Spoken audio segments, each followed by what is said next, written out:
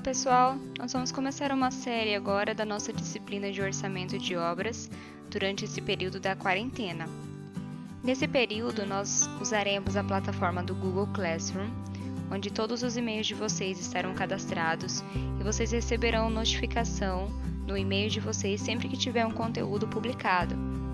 Vocês podem acessar essa plataforma tanto pelo computador quanto pelo celular, pelo aplicativo, pode baixar no celular de vocês. E lá já está publicado todo o plano de ensino da nossa disciplina com os dias das aulas que serão publicadas. Na aula de hoje, então, nós faremos uma revisão de todo o conteúdo abordado enquanto nós estávamos em sala de aula. E a primeira coisa que nós vimos, então, foi por que devemos fazer orçamento de obras. E vimos que independente da obra, da localização dela, do tempo que eu tenho para executá-la, do quanto de recurso que eu tenho, se ela é uma obra grande ou pequena, ela é uma atividade econômica. E para isso, como qualquer outra atividade econômica, o custo ele tem especial importância. Nós até demos exemplo em sala de aula que mesmo a minha reforma lá em casa de um banheiro pequeno, qualquer coisa que eu for fazer, eu vou fazer um orçamento, eu vou fazer cotação dos preços dos materiais, eu vou buscar vários fornecedores, porque o meu recurso financeiro é algo importante que eu tenho que ter esse cuidado e também preciso fazer um planejamento para não começar algo que eu não consigo terminar ou acabar gastando mais do que eu previa inicialmente. Outra coisa que nós vimos em sala de aula é o que é o orçamento de obras. E vimos que o orçamento ele é uma previsão ou uma estimativa do custo ou do preço final dessa obra. E que nunca o orçamento ele vai me dar o valor exatamente em centavos final que eu vou acabar gastando nessa obra. Porém, claro, eu tenho que ter uma faixa limite que eu possa extrapolar para mais ou para menos nesse orçamento, que nós veremos mais adiante. Também vimos como o orçamento faz parte do planejamento de obras. Vimos que o orçamento ele está intimamente ligado ao planejamento da obra, porque o orçamento ele vai depender da forma que você vai construir a sua obra, do prazo que você quer executar. Às vezes uma mesma obra você pode ter diversos prazos de execução e isso vai interferir no seu orçamento, nas especificações dos seus materiais, no local que vai ser implantado, e tudo isso faz parte do planejamento que interfere no seu orçamento. E vimos que sem um planejamento pode-se dizer que é impossível executar qualquer tipo de obra. O planejamento ele vai servir como um guia para todas as etapas da sua obra, desde como você vai executar os seus serviços, o quanto de recurso você vai ter que dispor para fazer os seus serviços e a troca de informações no pós-obra. E vimos que o orçamento e o planejamento deveria estar acontecendo antes do início da obra, coisa que muitas vezes a gente vê o orçamento e o planejamento ainda em fase de elaboração depois que se iniciam as obras. É claro que o orçamento e o planejamento ele deve ser atualizado depois do início das obras, deve ser feito esse controle, porém ele deve ter sido elaborado antes ainda de ser começada uma obra. E finalizando essa série de perguntas que nós vimos na nossa aula introdutória, nós vimos quais são os benefícios que o planejamento traz. O primeiro deles é que, se você faz o planejamento, você vai obrigatoriamente precisar conhecer o seu projeto e estudar o seu projeto, e vai ter um conhecimento melhor do seu projeto.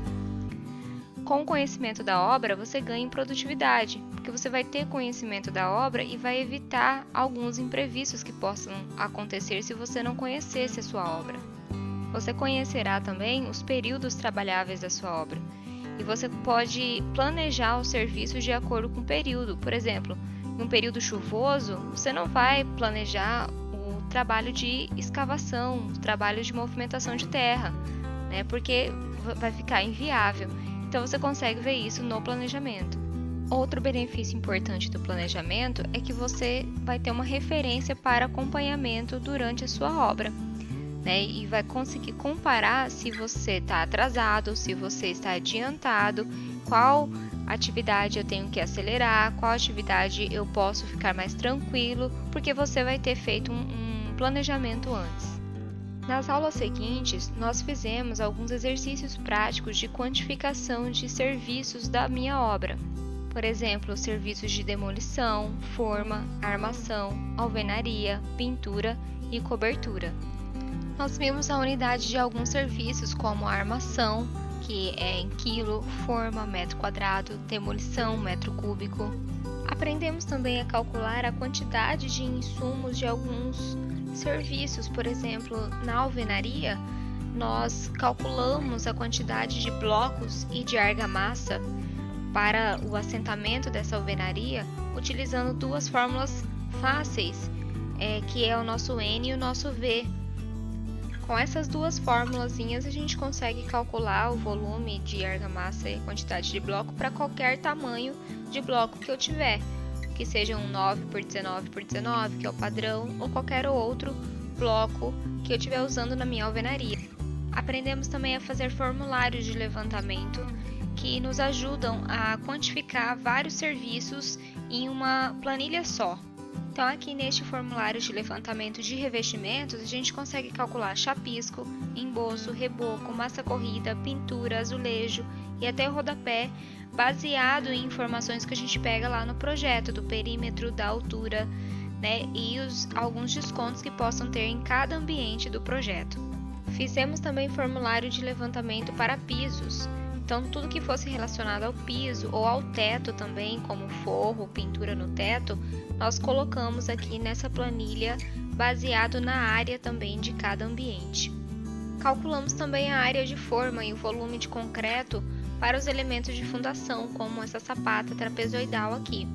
Nós aproveitamos nessa tabela também e calculamos os serviços de movimentação de terra, como a escavação, a regularização e o reaterro. Fizemos uma planilha para calcular a área de forma e o volume de concreto das vigas superiores em função do Bzinho, que é a base da seção da viga, do Hzinho, que é a altura da seção da viga, e do H da laje, que é a altura da laje, que quando eu tiver a viga como essa aqui de borda, eu vou ter que fazer o desconto da altura da laje. Fizemos também uma planilha para calcular a área de forma e o volume de concreto dos pilares. Nós consideramos o L1 como sendo o menor lado do pilar, da seção do pilar, o L2 o maior lado, o perímetro é a soma desses quatro lados, então, e o comprimento do pilar. E temos os descontos, que é a área da seção que a viga encosta no pilar. E por fim, nós montamos uma planilha orçamentária em cima do projeto que nós tínhamos passado em sala de aula.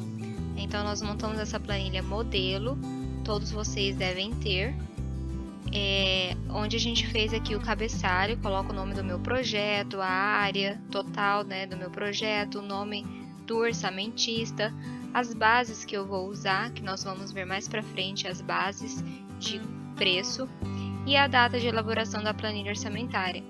Nós temos aqui 8 colunas para montar essa planilha, né? A primeira de itemização, a segunda e a terceira nós vamos colocar quando a gente for pesquisar os custos dos serviços lá nas bases. Então, se eu estiver usando Sinap ou qualquer outra fonte, a gente vai colocar aqui nessa coluna e o código do serviço que eu estiver buscando. E aí nós colocamos aqui na descrição dos serviços os nossos serviços. Fizemos serviços, o primeiro grupo sempre vai ser os serviços preliminares, que vai ser a parte de canteiro, da locação da obra, das instalações preliminares antes ainda de eu iniciar a minha obra. A movimentação de terra, que entra desde escavação de valas para fundação, a regularização e o reaterro. Pode também entrar a compactação e aterros, volume de aterro do meu terreno, se eu tiver. O item 3 de fundações, dependendo das suas fundações, se forem sapatas e vigas baldrames ou qual for o outro tipo da fundação. E dentro das fundações a gente sempre vai colocar a área de forma, o peso da armação e o volume de concreto. Tá? A próxima coluna aqui é sempre a de unidade, então sempre vão ter as unidades do meu serviço. Continuando, a gente tem superestrutura, Quando eu saio da fundação, eu vou para a superestrutura. Então, todos os pilares, vigas, né, a parte de laje faz parte da superestrutura. Sistemas de vedação, que vão entrar todas as alvenarias, principalmente, mas qualquer outro sistema que eu tiver de vedação de ambiente. Revestimentos aqui relacionados a paredes, então chapisco, massa única, que é o reboco, né, e qualquer azulejo, se eu tiver, revestimentos cerâmicos, eu posso colocar aqui dentro. Pinturas, toda a parte de pintura, eu coloco separado. Então, emassamento de parede, pintura, né, diferentes tipos de pintura a gente vai colocar aqui. Parte de pisos e forro, então desde o contrapiso, revestimento cerâmico do piso, a porcelanato, se eu for usar, impermeabilização, e a parte do forro, que pode ser de gesso, pode ser PVC, a gente vai listar aqui dependendo de acordo do projeto. O item 9 é o item de esquadrias, vão entrar as portas e janelas.